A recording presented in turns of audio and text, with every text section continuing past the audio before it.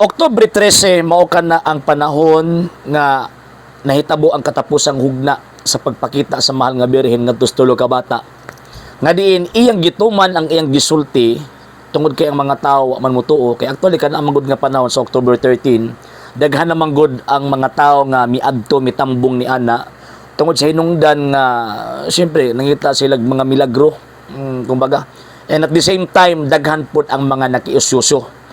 Og sa samang pagkaagi gihapon tungod kay ang Portugal at that time giharian sa mga mason og sa mga komunista, so buti pasabot wala sila pagtuo ngadto sa Dios. So nahulog nga naapoy mga komunista at that time mga nagwitness aron pagkaulawan ang tulo ka bata aron pagpadayag nga di tinuod ang gisulti sa tulo ka bata nga naay mahal nga birhen nga nagpakita og naghatag og mensahe. So niadtong gitawag og June or July 13. So nahitabo ang tawag ining pagsulti sa bata nga si Sister Lucia or ang Lucia nga 12 anyos at the time nga ang mga tao di man motuo mahal nga birhen nga tinuod ka nga nagpakita. Ningon siya sa October 13 pabalik ka sila kay maghatag kog mga timaan. Og tuod man gitiman-an kadtos na ng mga tao sa mga tao nga nakadungog og sa mga nakabalita sa maong aparisyon. So, ang October 13, mo gihulat sa mga tao kung tinuod ba gyud ang nahitabo nga pagpakita sa mahal nga birhen ngadto sa tulo ka bata. And at the same time, ilang gihulat katong giingon nila nga sign. Giingon sa mahal nga birhen nga sign nga maghatag siya ni anang panahon na aron makatuo sila nga tinuod gana agid siya.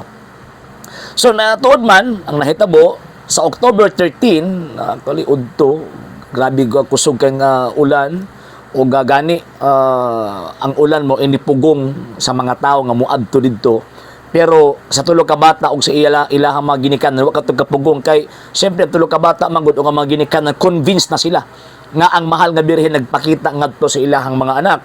So luyo sa kakusog sa ulan miadto ang maong mga bata dito sa Cubada area nga din gibutangan nila og arko nya dito magud sa ibabaw sa kanang tawag ining tanom o sa punuan adto nga kuan dito mutungtong ang panganod.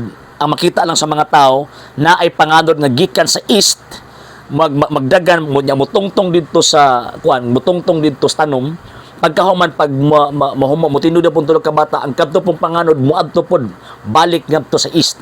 Yan, ingon anak na hitabo. So mao ito makita sa mga tao, pero ang mga bata nakita sila sa mahal nga birhen o naking istorya sila sa mahal nga birhen. So pagtungtong sa alas 12 sa udto kusog kaayong ulan, grabe na ang musukan pa ba intriga sa mga tao. Asa naman ang milagro? Asa naman nagingon nga gitawag og sign? Asa naman tong gisaad nga giingon yung mahal nga birhen nga magpakita? Sa kanang mga question sama na sa mga question sa mga protestante.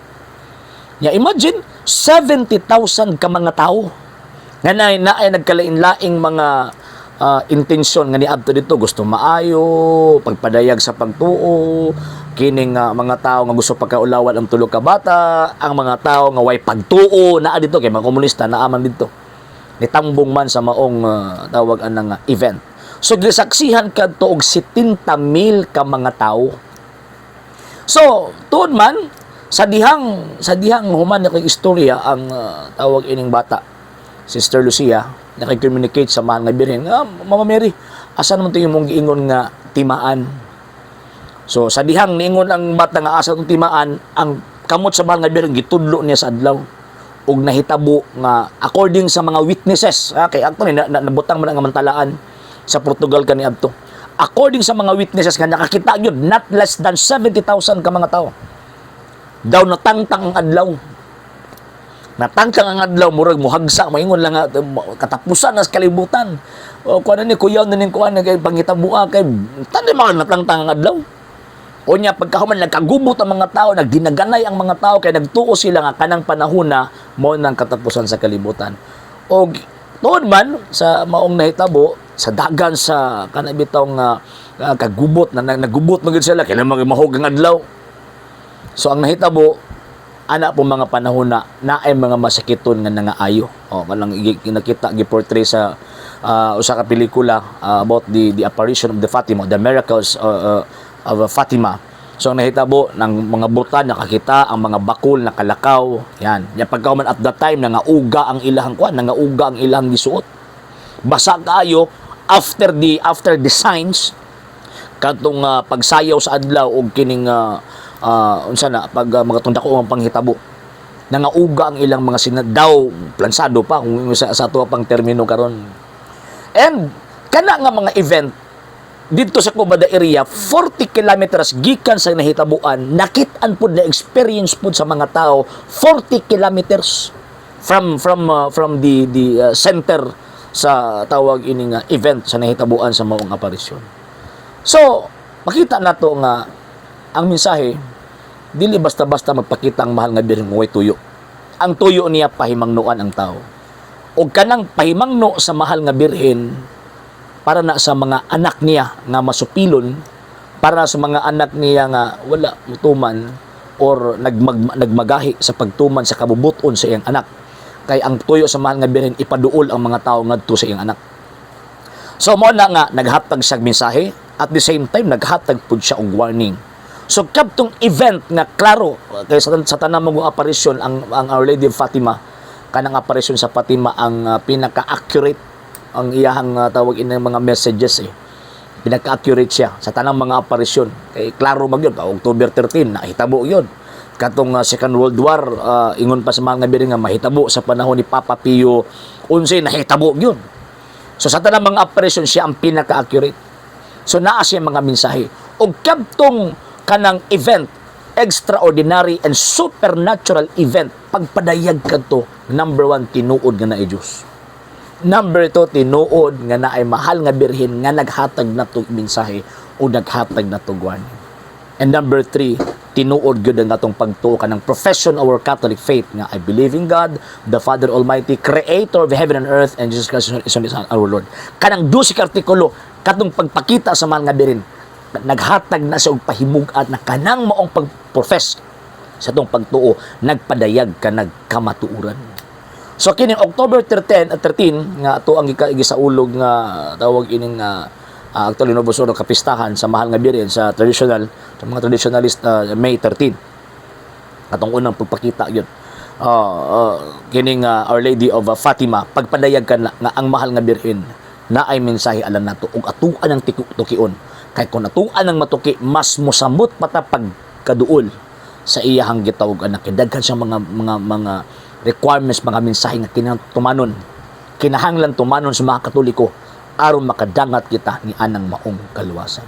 Og kadtong mga tawag dito sa Fatima kaniadto nga sige question gipadayagan man sila natin actually after the apparition grabe ang mga converts daghang kay mga converts at the time mao pud ni karon kining kapistahan karon sa Our Lady of Fatima unta maghatag og pagpadayag nga unta ang Dios mohatag kanila og grasya kana sa mga di Katoliko. Luoy mo kay na sila kay actually wala mo na sila connection nga sa langit ba. Wala supernatural connection unlike simbang Katolika, mystical siya. Na supernatural connection ngadto sa Dios.